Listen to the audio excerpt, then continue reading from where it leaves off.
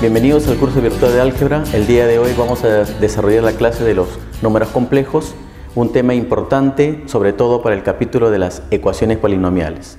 Bien, empecemos. Vamos a explicar lo que es la unidad imaginaria. Bueno, notación y definición. A la raíz cuadrada de menos 1, ¿no? A la raíz cuadrada de menos 1, que no es un número real, se le va a llamar unidad imaginaria y se le va a simbolizar de la siguiente manera. Por esta está ahí. Entonces, cada vez que veamos raíz cuadrada de menos 1, vamos a escribir i, y viceversa también. En vez de i podemos escribir la raíz cuadrada de menos 1. Elevando al cuadrado, ¿no? Si elevamos al cuadrado, ¿no? Al cuadrado, ¿no? Por el tema de potenciación, cancela y quedaría menos 1. Entonces tendríamos un número que elevado al cuadrado me da menos 1. Ese número ya no es real, ¿no? Se le va a llamar número imaginario. Resaltamos esta parte.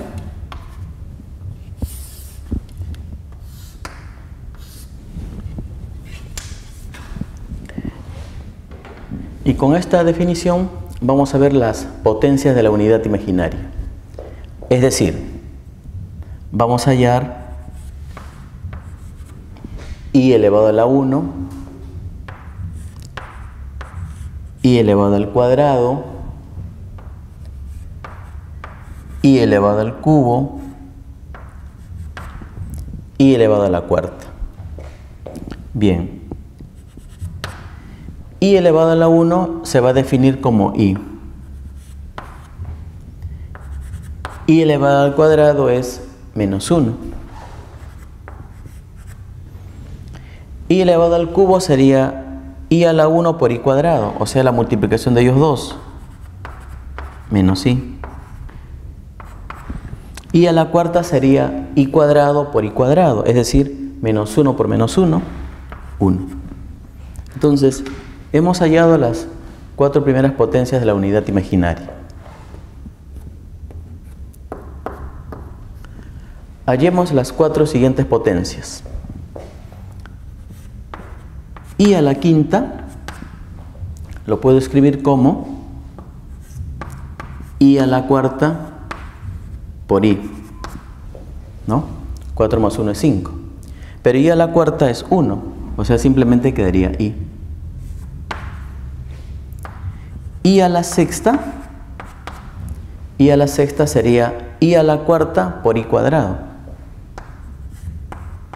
I a la cuarta por i cuadrado. Pero i a la cuarta es 1, entonces simplemente quedaría i cuadrado. Pero i cuadrado es menos 1. Entonces tendría que i a la sexta es menos 1. Seguimos con i a la séptima. Y a la séptima lo puedo escribir como i a la cuarta por i al cubo. I a la cuarta es 1. I al cubo es menos i. Por lo tanto quedaría que i a la séptima es menos i. I a la cuarta, perdón, i a la octava. I a la octava sería i a la cuarta por i a la cuarta. I a la cuarta por i a la cuarta. Pero i a la cuarta es 1, entonces tendríamos 1 por 1, es decir, 1. Entonces, hemos hallado las 8 primeras potencias de la unidad imaginaria. ¿Y qué se observa? Que cualquier potencia siempre cae en estos resultados. En i menos i, perdón, i menos 1, menos i o 1, cualquiera. Menos 1, 1, menos i. Entonces cualquier potencia de la unidad imaginaria va a caer en estos resultados. Es decir, si continuamos, va a ser uno de ellos. Ahora, por una necesidad matemática, se define lo siguiente, ¿no? Bueno, i a la 1, ya la habíamos utilizado, i a la 1 es 1, pero i a la 0 también va a ser 1, ¿no? Es una necesidad matemática. Lo resaltamos.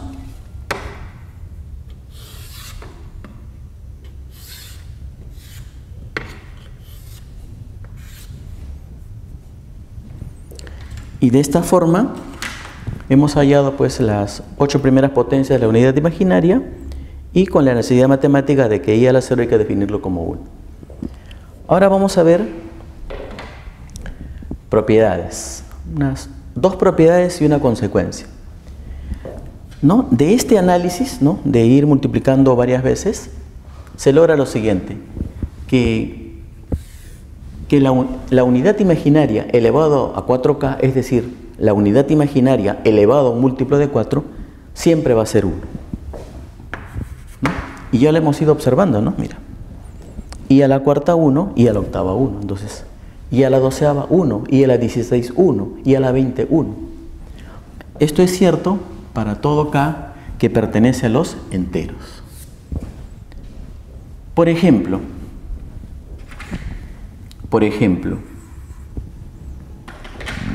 la unidad imaginaria elevado a la 24. 24 es 6 por 4, es decir, es un múltiplo de 4. Por lo tanto, será 1. Otro ejemplo. La unidad imaginaria elevado a la 100. 100 es un múltiplo de 4, ¿no? Es 25 por 4. De frente, y a la 100 será 1. Entonces, la unidad imaginaria a un múltiplo de 4 siempre va a ser 1. Es muy útil. Siguiente propiedad. A ver. En este caso, ¿cómo se interpreta esta propiedad? Tengo potencias de la unidad imaginaria, pero con este orden. I a la n, y a la n más 1, y a la n más 2, y a la n más 3, donde n va a ser un número entero. Entonces podríamos decir que 4 potencias consecutivas de la unidad que se sumen, ese resultado va a ser 0. Lo resaltamos. Repetimos, la suma de 4 potencias de la unidad imaginaria siempre va a ser 0. 2 ejemplos. Y no importa dónde empiece, observa. Tengo la unidad imaginaria a la 13, más la unidad imaginaria a la 14, más la unidad imaginaria a la 15, más la unidad imaginaria a la 16. Lo importante es que sean potencias consecutivas, 13, 14, 15, 16. Y además, 4 potencias consecutivas. Ese resultado va a ser siempre 0. Veamos otro ejemplo. A ver. La unidad imaginaria a la quinta,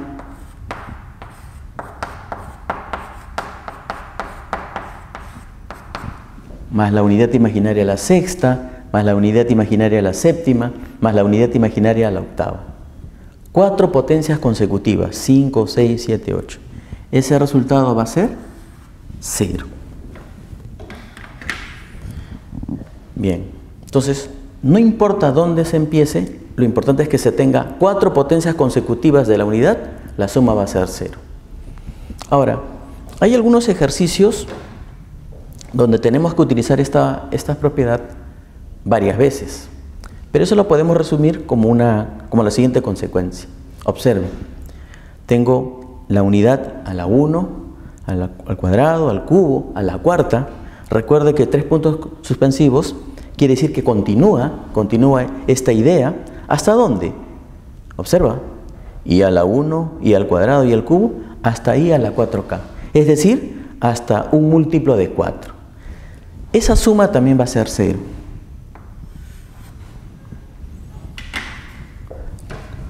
Lo resaltamos.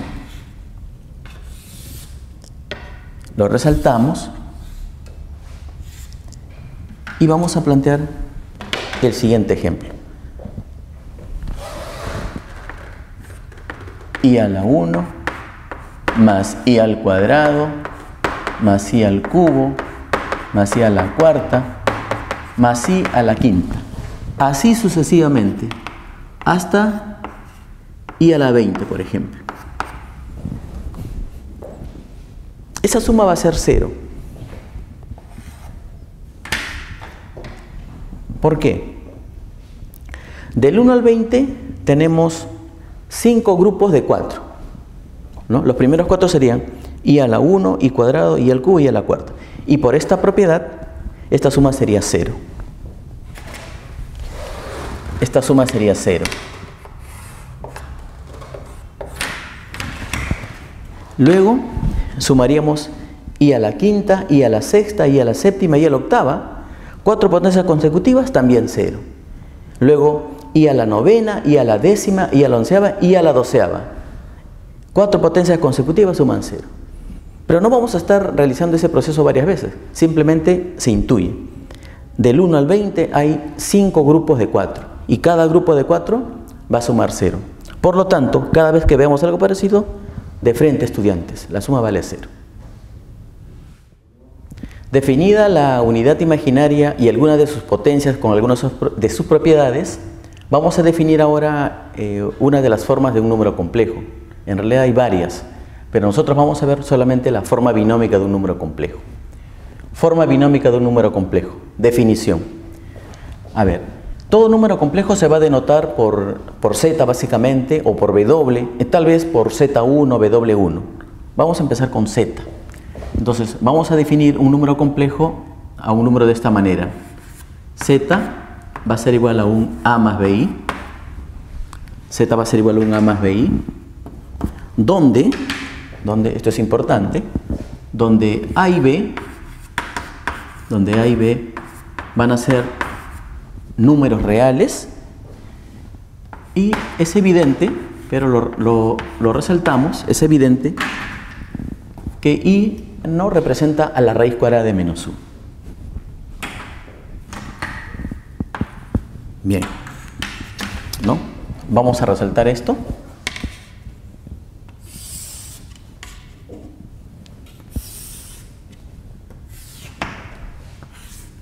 Ya está.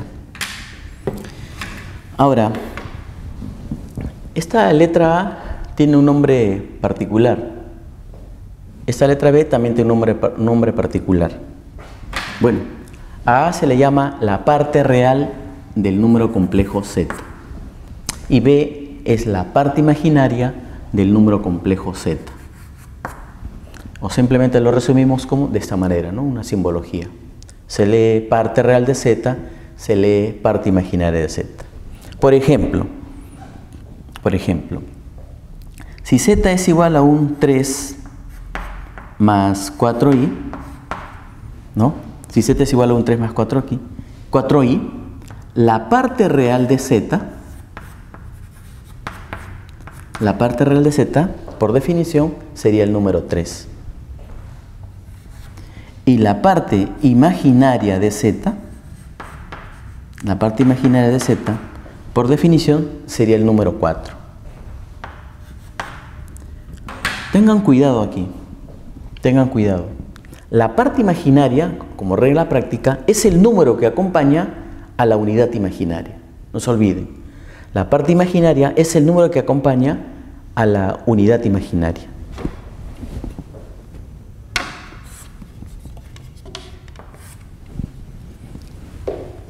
Veamos otro ejemplo. W5 menos 2 veces i.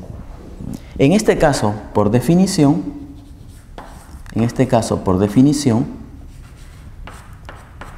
la parte real de W va a ser el número 5. Y la parte imaginaria de W, regla práctica, es el número que acompaña a la unidad imaginaria. En este caso sería menos 2. No se olvide, menos 2.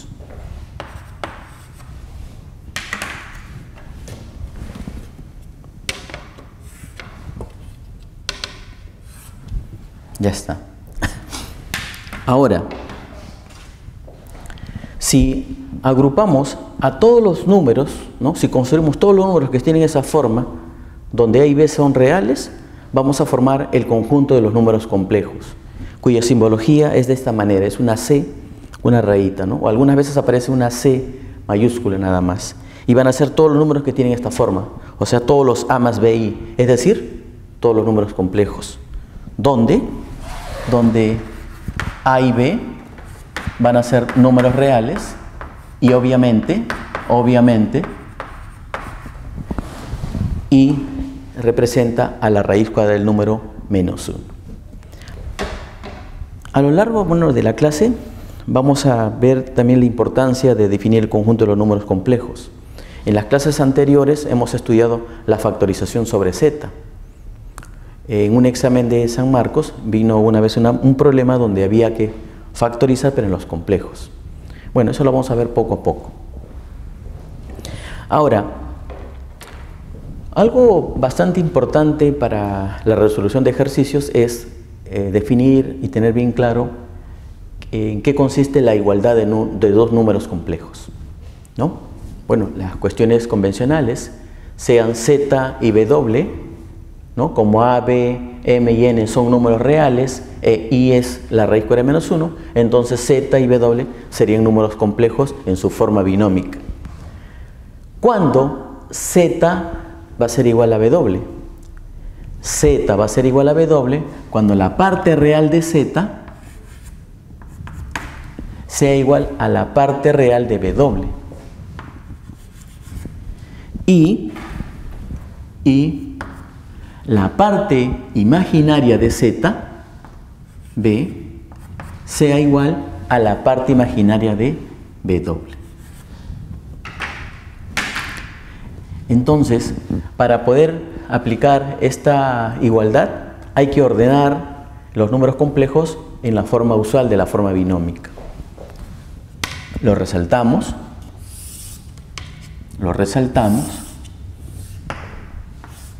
Y vamos a ver esto con un ejemplo.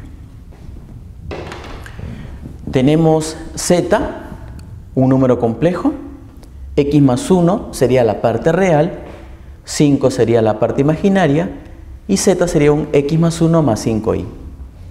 Luego tenemos W, 7 sería su parte real, A menos 3 sería la parte imaginaria y tendríamos el número complejo W, 7 más A menos 3 por la unidad imaginaria. Bueno, por unas cuestiones de la buena definición, X debe ser real y A debe ser real, ¿no? Ahora, si Z es igual a W, ¿qué debe de ocurrir? Entonces, escribimos Z. Z es X más 1 más 5 veces la unidad imaginaria. Eso es igual a W. W es 7 más A menos 3 por la unidad imaginaria. Entonces, como esos números complejos son iguales, la parte real del primero